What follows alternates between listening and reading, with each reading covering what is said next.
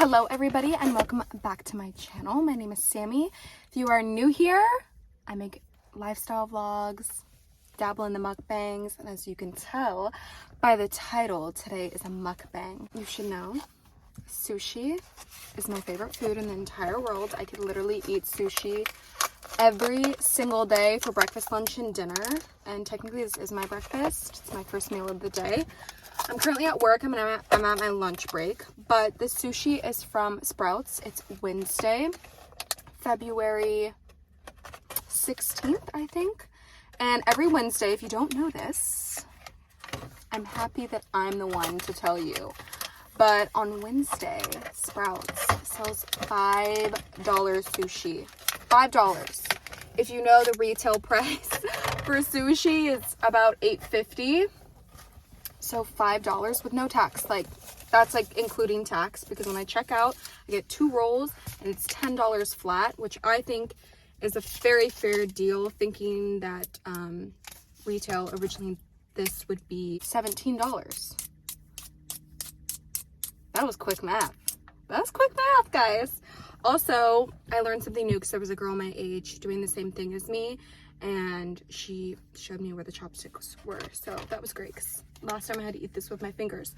So now don't get me wrong, the Sprouts sushi, it's very limited on the $5. They have specialty rolls that are not $5. Basically all you can get for $5 is either spicy tuna California or spicy California.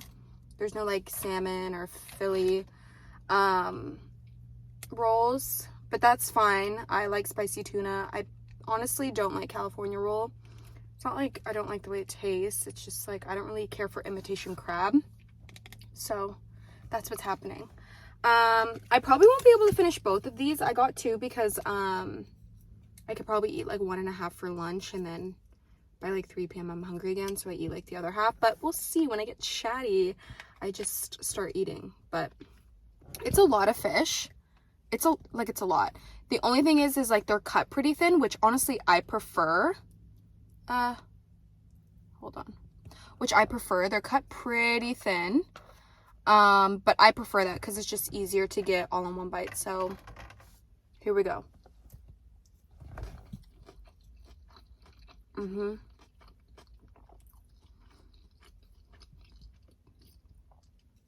I love that they drizzle it with spicy mayo, because they usually at sushi places they don't drizzle spicy tuna with anything, so I kind of like that.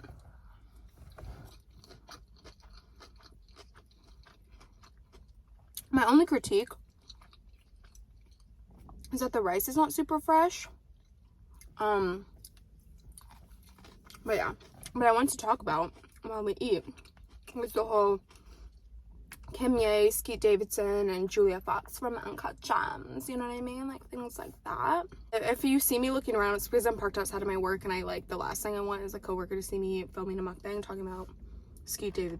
If you guys don't know this about me, I'm a huge Kardashian fan. Like, if you don't love the Kardashians, you're lying to yourself.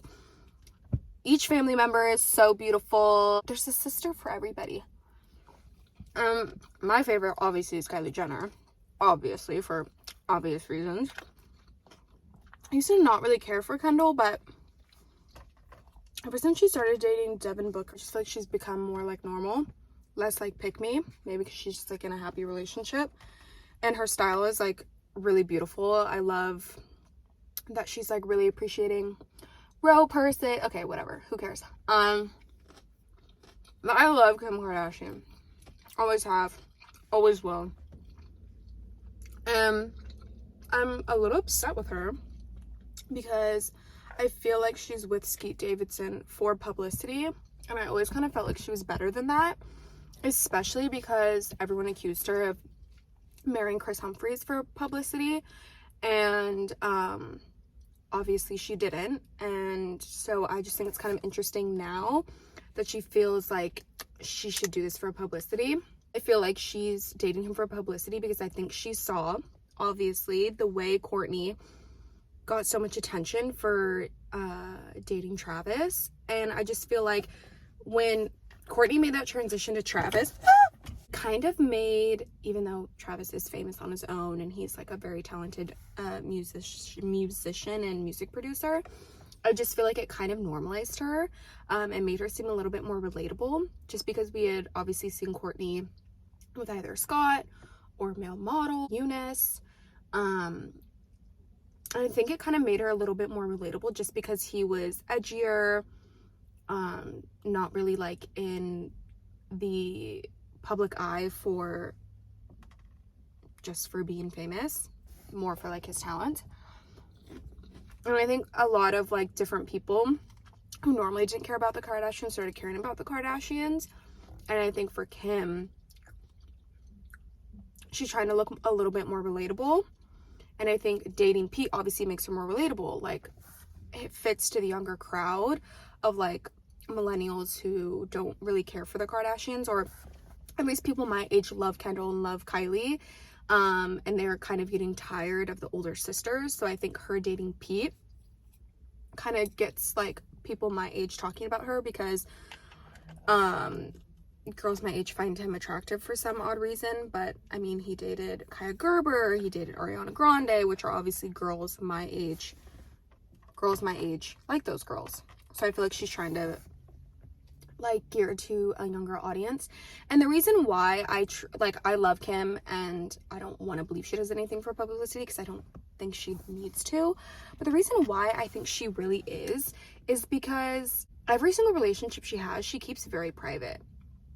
Even though her relationship with Kanye was more public since he started going on the reality TV show, they did like the Vogue 72 questions together, I just feel like she still kept it pretty private. And they shared like 4 kids and were married. And at least she keeps her relationships private in the beginning. And I feel like she became super public with Pete, and it just seemed all very calculated. So I just don't really find it to be very authentic, especially like when I really, really thought it wasn't authentic was when he did his interview. It was like a virtual interview, and he like turned the Kardashian candle. If you guys haven't seen that, he had like this, it was almost like a Virgin Mary candle, you know, the long cylinder ones with glass. And there's a video of him before the interview turning the Kardashian candle around to the camera, and then later at the end of the interview, the interviewer's like, oh, was that a Kardashian candle? And he turns around like he had no idea it was there, even though he had just touched it like 10 minutes ago and like purposely showed it to the camera. So that's number one. Then with the whole Kanye thing, look, Kanye's a genius. There is no doubt in my mind that this man knows what he's doing when it comes to fashion, music, whatever else he does. Like, Kanye's the reason we're all allowed to wear sweatpants to a 5-star dinner, okay? He has made sweatpants become socially acceptable to wear outside. Style up, style down. He's the one who made slides super cool. Like, he's the reason why certain like, he's the reason for fashion. He's the reason why everyone wears neutrals. He's the reason why everybody loves earth tones. He's the reason why everybody wears biker shorts, joggers, like, he is the reason, okay? Kanye really made Kim cool, but I think, I don't know, I just think it's very interesting that,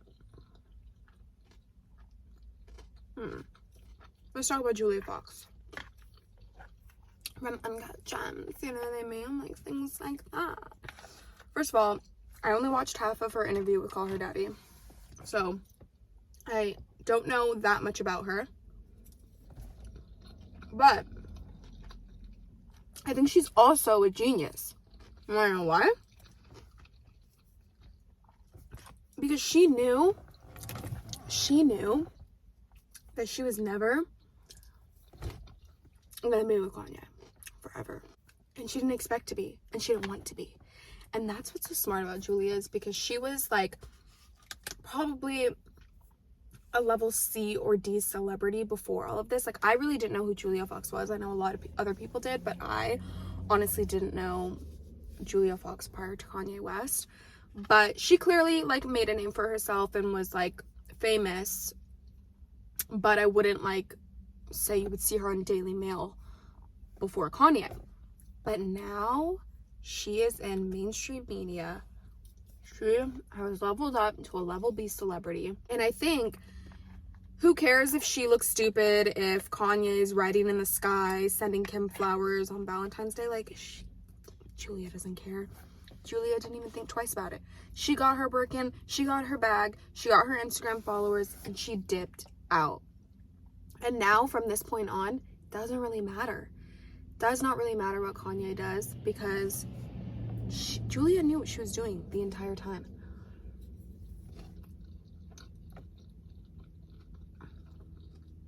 So I think she was in it for the publicity too.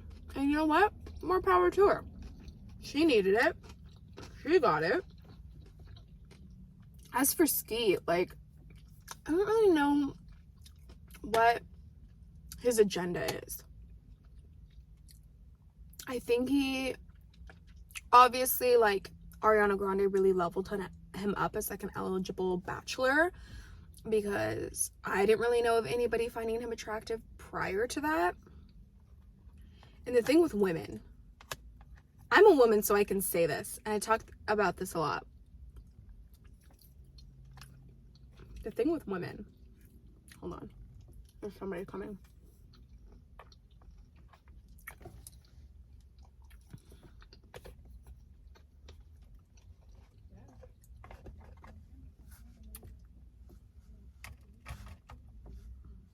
The thing with women is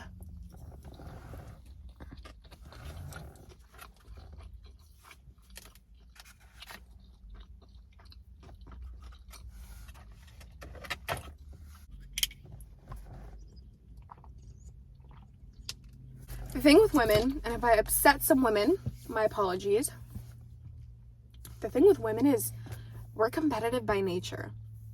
And whether it's consciously or subconscious, once people saw that Ariana Grande was dating Pete Davidson, every other hot girl, once he became single, once they broke up, every other hot girl wanted to date him, because subconsciously they're thinking, if I could get Pete, I'm just as hot as Ariana Grande. Call me crazy. And look, he got Kate Winslet. Kate Winslet? What Kate was it? Kate Beckinsale? One of the Kates. Kind of want to say it's Kate Beckinsale. Hot. She's hot. She doesn't need to prove herself to anybody. Okay? Kai Gerber.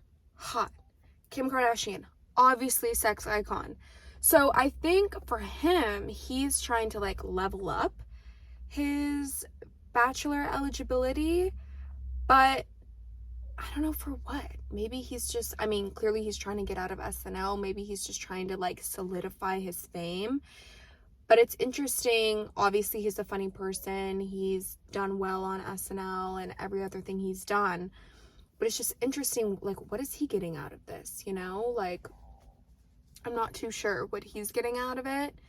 Kanye, I just think this is the real him. He's not doing anything for publicity. He's just out here being him. And I truly do believe that he does want his family back. And I think him and Kim were a really, really good relationship. And I think they added a lot to each other as individuals. I think some parts of their relationship were controlling. But I think, I don't know. I think right now, Julia and Kim are both doing this / did this for publicity. And Julia, I totally understand and I respect her doing it for publicity. Kim, I'm not really understanding what she's trying to achieve. Again, I feel like she's trying to say, I'm relatable, I'm normal. And Skete is trying to be like, look at all these hot girls I can get. I got the hottest, most beautiful woman in the world. So that's what I think is happening. I think they're trying to like find each other somewhere in the middle. This Kim, this is Skete. They're trying to come more in the middle. But I truly do believe for Kim, she's trying to do this to seem more relatable. Kanye is doing this because this is Kanye. Julia leveled up. Skete, I think he's just trying to level up. But it's insane what's happening.